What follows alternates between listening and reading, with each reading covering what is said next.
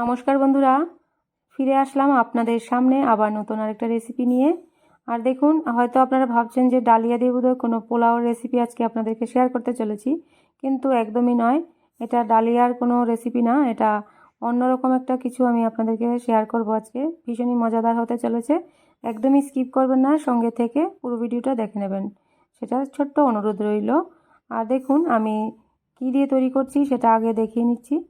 তো এখানে পিঠে তৈরির জন্য আমি চালের গুঁড়া তৈরি করছিলাম ঘরে।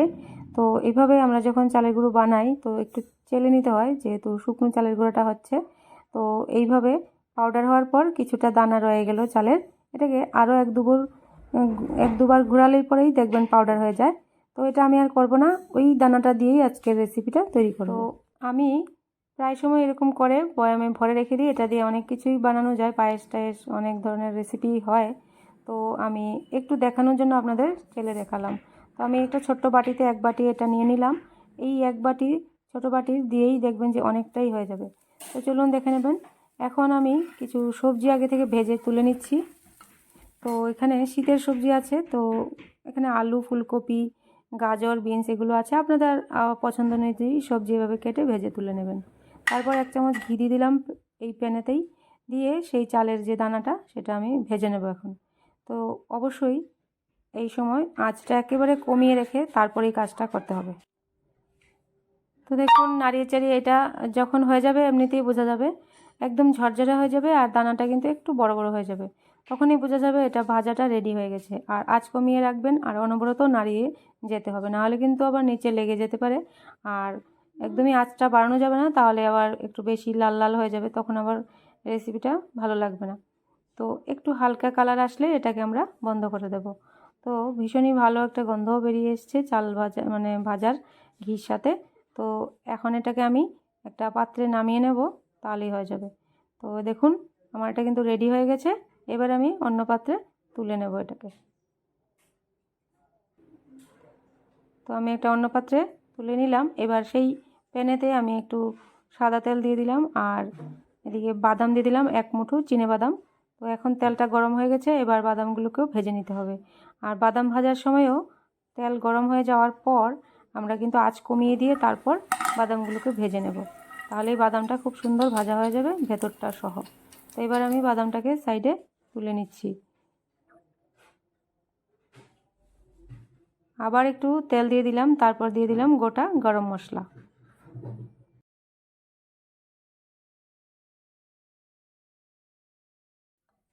গরম মশলাটা এখানে ভাজা ভাজা যখন ফ্লেভার ছাড়বে, বেশ একটা সুন্দর গন্ধ, তখনই দিয়ে দিলাম আমি দুটো মিডিয়াম সাইজের পেঁয়াজ কুচি।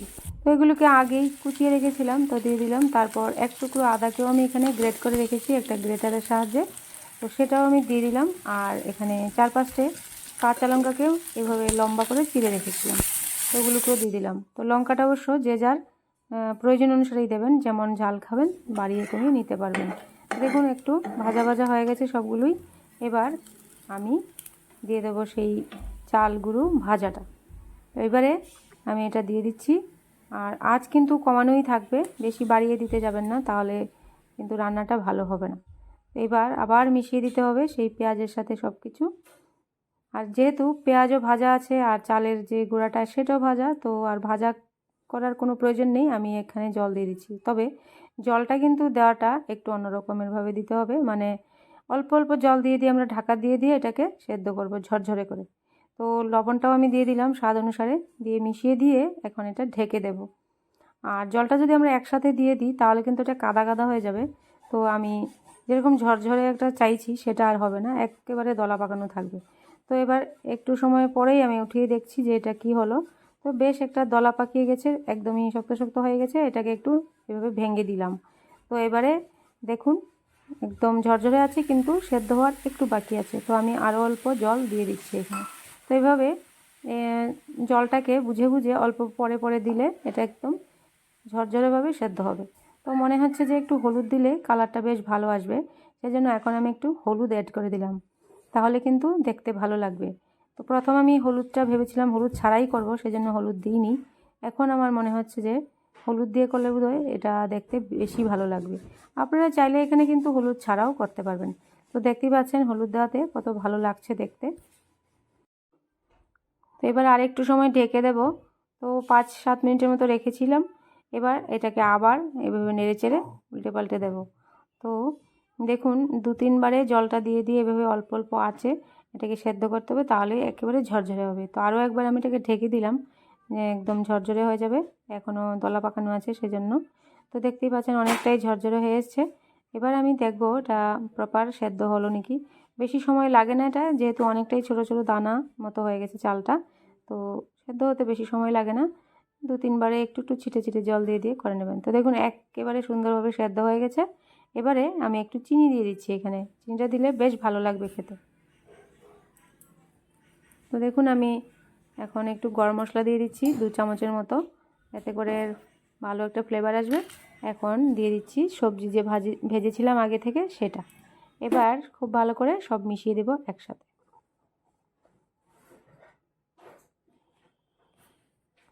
এখন শীতের দিনে নানা ধরনের সবজি পাওয়া যায় বাজারে, এই সবজিগুলো দিয়ে এরকম রেসিপি কিন্তু ভীষণই ভালো লাগে। তো দেখুন এখানে আমি একটু পনির দিয়ে দিচ্ছি। এই পনিরগুলো আমার ঘরে ছিল পরে, তো ভাবলাম দিয়ে দিই, আমার মেয়েরা তো পছন্দ করে। আর 1 মুঠো ধনেপাতা দিয়ে দিলাম, এতে করে খুব সুন্দর একটা ফ্লেভার আসবে। আর 1 চামচ ঘি দিয়ে দিচ্ছি ভালো ফ্লেভারের জন্য। আর চাইলে আপনারা কিন্তু পনিরটা স্কিপ করতে পারবেন, এটা আমি দিয়েছি আমার মেয়েরা পছন্দ করে বলে। তারপর আবার ঢেকে দিলাম যেন সব কিছুর গন্ধটা এটার ভেতর ভালোভাবে লেগে যায়। তারপর দেখুন এটা কত সুন্দরভাবে রেডি হয়ে গেছে আর একেবারে ঝরঝরে। তো এইভাবে করে কিন্তু আমরা বাচ্চাদের টিফিনেও দিতে পারি, এটা ভরপেট একটা খাবার হবে। তো এখন আর কি প্লেটে নিয়ে নিচ্ছি খাবারের জন্য। তো আপনাদের কাছে কেমন লেগেছে আজকের রেসিপিটা অবশ্যই কিন্তু জানাতে ভুলবেন না। আর ভালো যদি লেগে থাকে তাহলে লাইক করতেও ভুলবেন না। আর অবশ্যই আমার চ্যানেলটাকে সাবস্ক্রাইব করে আমার পাশেই থাকবেন যারা যারা আমার চ্যানেলটাকে এখনও সাবস্ক্রাইব করেননি। তো দেখুন আমার মেয়ে কিন্তু খাওয়া শুরু করে দিল। তো আপনারা ভালো থাকবেন, সুস্থ থাকবেন। পরবর্তী ভিডিওতে আবার দেখা হচ্ছে। ততক্ষণ পর্যন্ত আপনারাও এইভাবে রেসিপিটা তৈরি করে অবশ্যই খেয়ে নেবেন। বাই, দেখা হবে পরবর্তী ভিডিও।